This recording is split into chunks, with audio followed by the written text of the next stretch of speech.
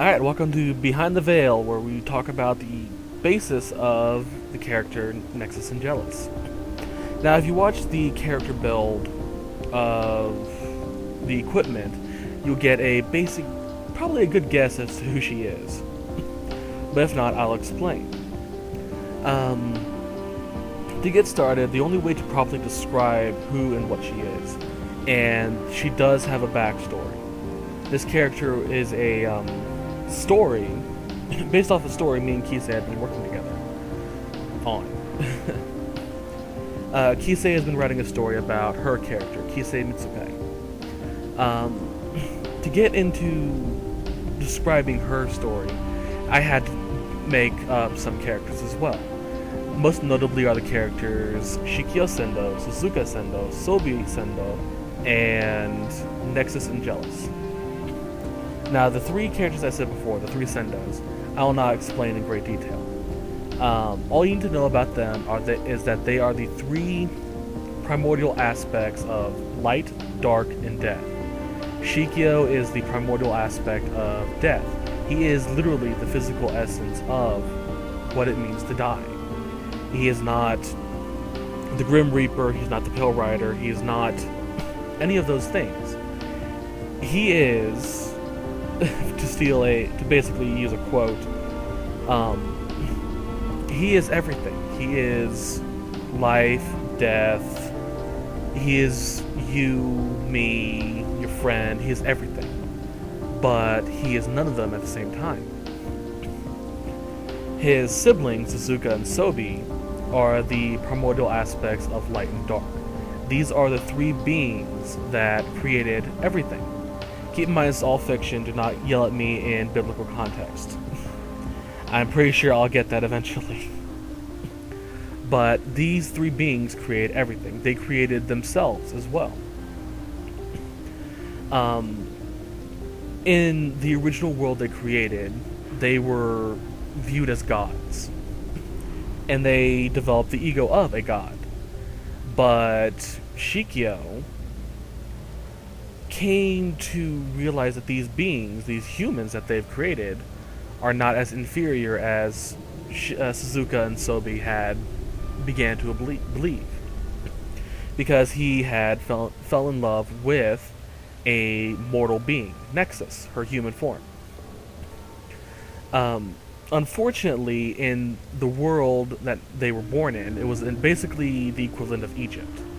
Ancient Egypt. And Nexus was born with fair skin and long white hair. This, in that culture, was considered a bad omen. And she was basically disowned by her family, which were priests of Shikyo. They were priests of death. So they basically shunned her from the family, basically removed all rights she had as the daughter of a priest of death, and turned her into a slave. Shikyo grew interested in this character, this person, and started watching her more and more often. He started developing feelings for her as well. And one day, when she was about mid-early 20s, a royalty, the prince of the pharaoh, I guess, the son of the pharaoh, noticed Nexus and fell in love with her. But Nexus had grown up a humble life and realized that this prince was just selfish and cruel, and even if she did go with him, nothing would change for the people who she called family. So she refused his advances. The prince, very spoiled, rotten, grew very angry at this and basically deemed that if he couldn't have her, no one could, and demanded a priest of death make a contract with Shikyo, which basically stated that he would have Nexus struck dead then and there. Shikyo, despite being somewhat arrogant at the time, was bound by his word. It was a law the three siblings created that they were bound by. And if they broke this law, they would never again interfere with the lives of that world. And as Death, he needed to be there because there is no meaning without death for life. So Shikyo unwantingly actually did end up killing Nexus. But as a twist, he took her soul and offered her a choice. He would grant her freedom from everything. Life, death, light, dark, everything. She would be able to choose her own destiny by her own hands. In exchange, she had to claim the souls of the dead with him. It's his way of basically saying, I love you, I want you to be with me, type of deal. Kind of like that. That's how he saw it, kind of, but he didn't want her to be recycled, basically. He didn't want her soul to be returned back to the world as a new being. He wanted her to stay as she was. Nexus agreed to these conditions and became a Death Seraph, which is the right hand of death, basically. Unfortunately, Shikyo had never done this before and gave the human soul too much of his power, the ability of death. And she went insane and basically ripped every single soul in the planet into billions of pieces, including the world itself. These souls, now deranged and torn and destroyed, were eventually collected up again by Shikyo and fixed, but they could never become whole again due to what Nexus had done. He created multiple worlds for each of these souls with the help of his siblings, of course, and assigned deities to watch over these worlds.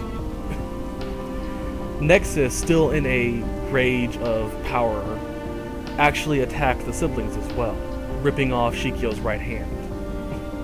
And I'm not talking about, the right hand of the physical body he used. She actually ripped off his arm. And in a quick thought, I guess, of Sobi and Suzuka, they bound her and removed most of her powers. She is still a Death Seraph, just a lot weaker than what she was. As a sort of what's the word I'm looking for? A sort of way to forgive what she had done. She'd actually removed her right arm and gave it to Shikyo as an apology. This was a tradition of her people. If I have wronged you, I will give you something of equal value. He took it and placed his arm on her right arm. Nexus then began the process of going from world to world, filling out her job as a Death Seraph, because she still had a contract with Shikyo. The basis behind this character is based on that. The way I describe her more often than not is she is the Pale Horseman.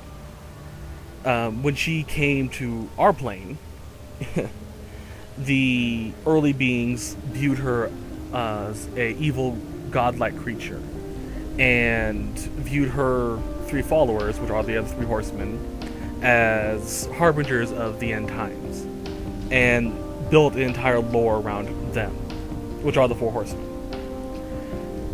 Which is why, if you look at a lot of the things I've designed for her, they are centered around the four horsemen concepts, down to the necklace, the ring, the bow, and the swords. Down to even the fact that always in her right hand is the weapon that is named after her, and in her left hand is a weapon that's named after Kisei, Kisei is left-handed, so it kind of fits in nicely there. The basis behind Nexus is that she is a harvester of souls, which is why I believe she fit in perfectly in the game of Skyrim as a being who goes around collecting the souls of dragons. So I hope you guys have enjoyed this little look behind the quote-unquote veil, and I hope a lot of the things that I've done as her make a lot more sense now. And I shall see you in the next LP, I guess. Bye.